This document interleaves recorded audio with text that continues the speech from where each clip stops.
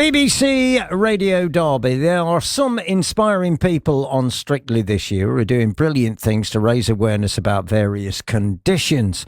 There's the comedian Chris McCausland, who's blind. There's also Tasha Ghouri, who's born deaf and is a proud cochlear implant user. She's been explaining it's not always been easy being in the limelight. 2 years ago, I went on a reality TV show. I was the first contestant with a cochlear implant. You know, I really wanted to go on and show that even though I had a disability, I can still find love.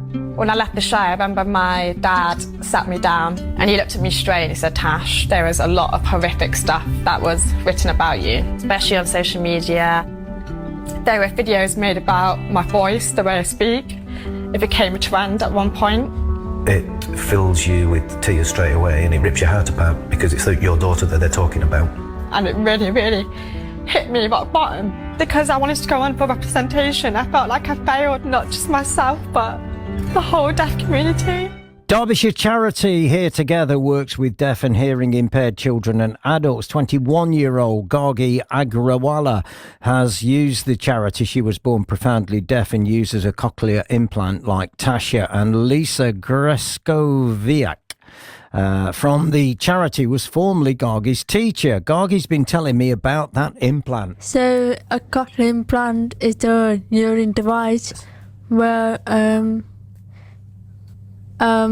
where the sound transmits from outside into the device, it turns into electrical and it goes inside the cochlear, which is... That's like the most inner part of your ear, isn't it? You've got a little cochlear inside. Yeah, the most inner part of the ear, which is... Can you hear me now, or do you need to see my lips? I can hear you. Clear? Yeah. Which is fantastic, isn't it, Lisa?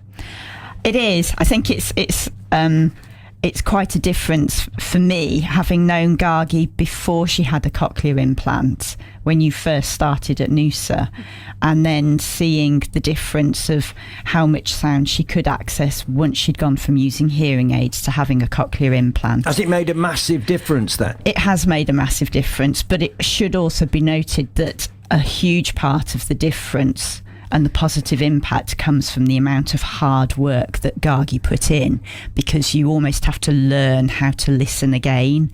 And Gargi's lip reading skills are off the charts, absolutely off the charts. Gargi, do you need to see my lips? Yes, please. That would be great.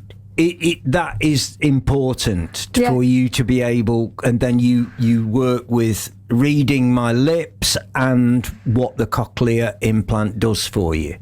Has it really improved your life? Yes, it has really improved my life. I mean, I naturally trained myself to lip read since I went into speech therapy when I was 3 years old.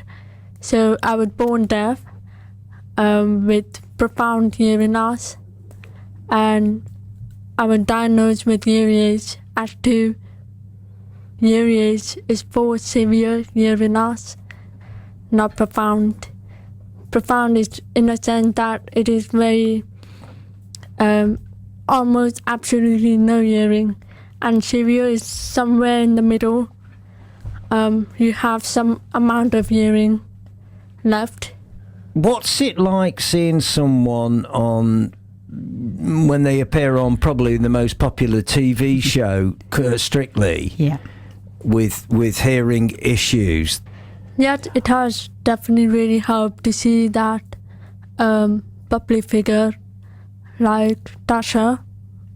She sort of helped me, make me feel more confident about the technology that I'm wearing. And you speak very well. You do. Do I? Yeah, you do, yeah. I'm not finding this difficult to understand you at all.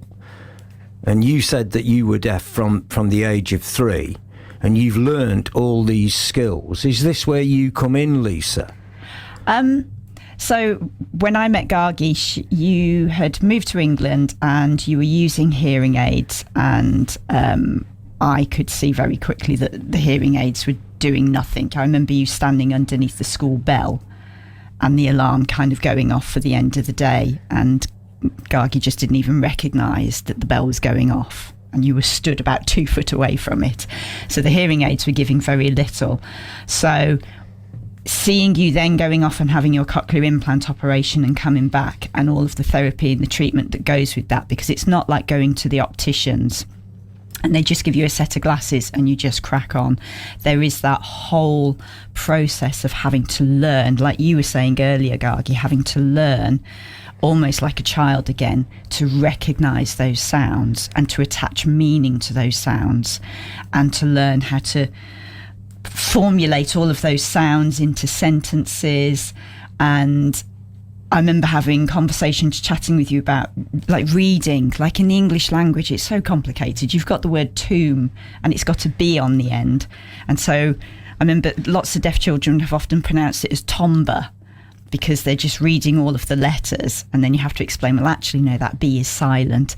So yes, there's a certain amount of work that I do, kind of directing Gargi and doing not tests, but doing different skills, like Gargi was explaining before. It's like, this is a loud place, you need to shout. This is a quiet place, you can use a quieter voice. But it comes from Gargi. It comes from the amount of work that Gargi does. And it shouldn't be underestimated, I think, how hard a job it is for a deaf person to use hearing aids and cochlear implants. Because a cochlear implant, then, is that surgery? Yes. Yep. So you have some electrodes that actually go into your cochlea inside your inner ear. And so what you can see on Gargi now is the outside bit. That's just the transmitter that kind of captures the sound. It's very colourful. It's nice. It looks great. Thank you. It looks like jewellery, actually, like earrings. Yeah, it was Tasha that really empowered me to decorate my implants this way. Oh, what a great chat. Gargi Agrawala and Lisa Greskoviak from Derbyshire-based charity Here Together.